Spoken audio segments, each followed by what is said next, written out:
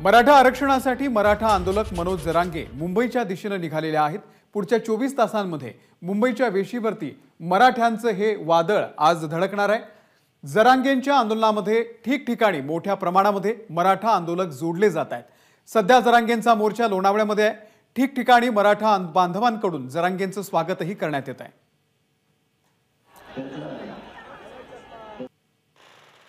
तर आज मराठ्यांचं हे वादळ लोणावळ्यामध्ये धडकणार आहे आणि पुढच्या 24 तासांमध्ये मुंबईच्या वेशीवरती हे वादळ येणार आहे।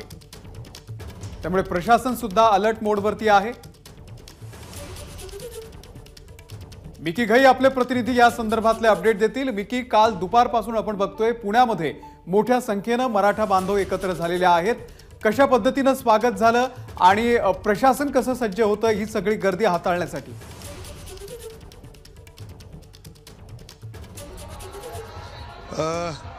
जर आपण बघितलं तर हे भगवं वादळ आता लोणावळ्यात पोहोचलेलं आहे। आता मी लोणावळ्याच्या या मैदानावर आहे जिथं मनोज जरांगे पाटील यांची एक मोठी सभा होणार आहे। काही वेळापूर्वीच रात्रभर प्रवास करून मनोज जरांगे पाटील हे लोणावळ्यात दाखल झालेले आहेत आणि लाखोच्या संख्येने मराठा बांधव देखील या ठिकाणी दाखल झालेले आहेत। खरं तर रात्रभर पुणे, पिंपरी चिंचवड, त्याचनंतर देहू रोड अशा पूर्ण प्रवास लोणावळ्यापर्यंत करत मनोज जरांगे पाटील जागोजागी त्यांचा सत्कार होत होता। जागोजागी मराठा बांधव या मोर्चात सहभागी होत होते आणि हा मोर्चा एवढा विराट आहे। लाखोच्या संख्येने या मोर्चात मराठा बांधव, महिला, लहान मुलं देखील सहभागी झालेले आहेत आणि हा मोर्चा आज लोणावळ्यात पोहोचलेला आहे। खरं तर काल संध्याकाळीच मनोज जरांगे पाटील हे लोणावळ्यात पोहोचणं अपेक्षित होते, मात्र जवळपास 12-13 तास त्यांना उशीर झालेला आहे। मात्र मराठा बांधवांमध्ये उत्साह कुठेही कमी झालेला नाही। तासनतास लोक या ठिकाणी वाट बघत होते आणि आता आपण जर बघितलं तर काही वेळातच या ठिकाणी जाहीर सभा होणार आहे लोणावळ्याच्या या मैदानावर। जिथपर्यंत आपली नजर जाईल तिथवर आपल्याला हातात भगवे पताके आणि प्रत्येकाच्या डोक्यावर भगव्या टोप्या आपल्याला या ठिकाणी दिसतात आणि अशा पद्धतीने जो हा विराट भगवा मोर्चा आहे तो मुंबईच्या दिशेने कूच करतोय। जर आज आपण बघितलं तर पनवेलमध्ये पुढं या मोर्चाचं मुक्काम असणार आहे। पनवेलमध्ये पुढं जाऊन हा मुक्काम असणार आहे, परंतु त्यापूर्वी पोलीस बंदोबस्त कडकवट आहे। ज्या मैदानावर मनोज जरांगे पाटील यांना जायचं आहे, आझाद मैदानावर, तिथं मैदानाची क्षमता खूप कमी आहे आणि त्या तुलनेने मराठा बांधव या ठिकाणी खूप मोठ्या संख्येने आहेत। एवढे मराठा बांधव जर मुंबईत दाखल झाले तर मुंबईची काय अवस्था होईल यावरून आपण अंदाज लावू शकतो।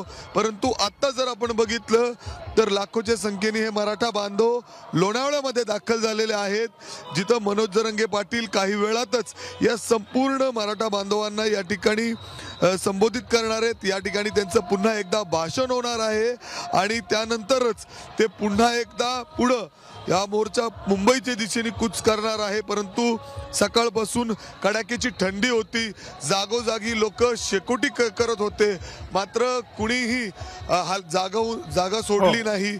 प्रत्येक जण मनोज जरांगे पाटील यांचा कुठेतरी प्रोत्साहन देण्याचा, त्यांना त्यांची ताकद वाढवण्याचा प्रयत्न या ठिकाणी या मराठा बांधवांकडून केलं जात होतं।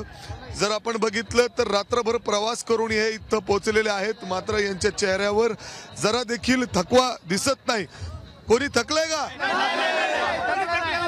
आता काय पुढे सभा होणार आहे? आले मनोज जरांगे पाटलांना बघितलं का? नाही, आता येतील का? एक अर्ध्या तासात येतील। त्यांनी रस्त्यावर आलेले नाही, येतील। आपण बघू शकतो प्रत्येक जण या ठिकाणी मनोज जरांगे पाटील कधी एकदा मंचावर येतात आणि भाषण देतात, त्यांना ऐकण्यासाठी संपूर्ण लोक हे उत्सुक आहेत। जर आपण बघितलं तर हळूहळू आजूबाजूच्या परिसरातील ग्रामीण भागातील देखील लोक जे मराठा बांधव आहेत ते या ठिकाणी येत आहेत आणि या मोर्चात सहभागी होत आहेत। जर आपण बघितलं तर अशा पद्धतीने प्रशासनाचे देखील काही अधिकारी इथं पोहोचतील अशी प्राथमिक माहिती आहे, जे शिष्ट शिष्टमंडळ येणार होतं मनोज जरांगे पाटील यांच्याशी चर्चा करण्यासाठी, ते अजून देखील या ठिकाणी आलेलं नाही अशी प्राथमिक माहिती आहे की एक शिष्टमंडळ आज पुन्हा एकदा मनोज जरांगे पाटील यांची भेट घेईल।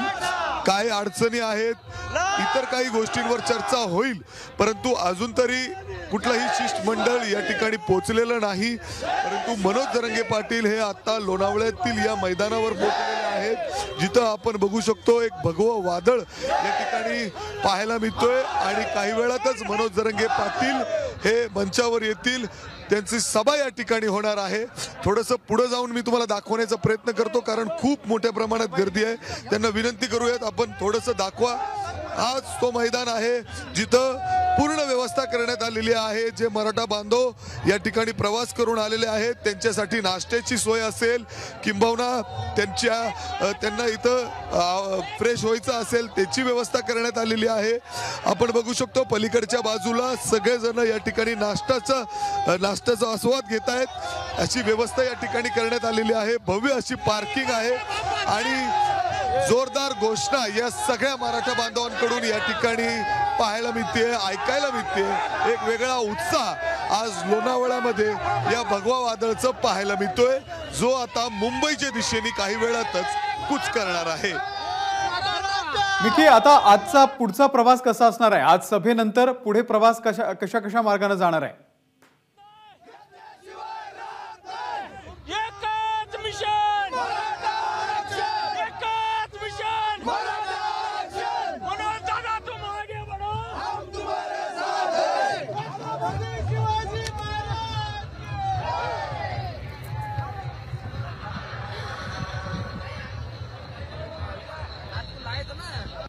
मिकी, माझा आवाज तुमच्यापर्यंत पोहोचतोय का?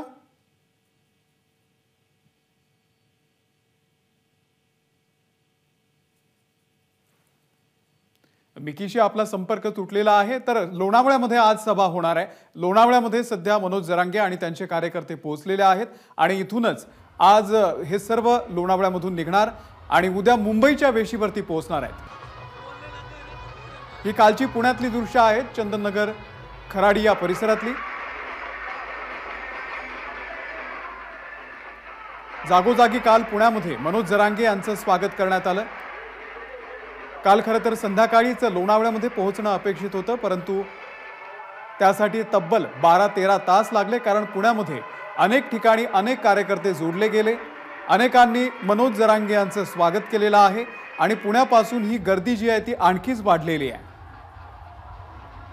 कारण पश्चिम महाराष्ट्रामधील अनेक कार्यकर्ते सांगली, सातारा, सोलापूर असेल किंवा पुणे जिल्ह्यामधील, नगर जिल्ह्यामधील जे काही कार्यकर्ते आहेत ते कालपासून या मोर्चामध्ये जोडले गेलेले आहेत। एबीपी माझा, उघडा डोळे बघा नीट।